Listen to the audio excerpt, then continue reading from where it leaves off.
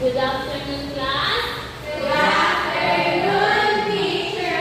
Rian, can you please lead us the prayer? Lord, thank you for this day. Before you please pick up those scattered paper around you. Before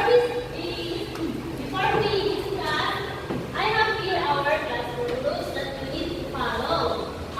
The number one rule, can you please read, Lauren? Raise your hand to speak. How about the second rule? Bernadette? Pick up over the teacher. And the third rule? Yes, kids? Listen carefully. And the last rule? Yes, Amina? Respectfully. Thank you. You should follow our rules while I'm discussing. Is that clear, class? Yes, teacher. Very good.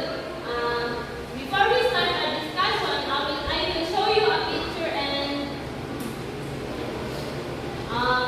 based on this picture, what did you see? Yes, Rian? A lot of books, teacher. Yes, there's a lot of books. Do you have books, kids?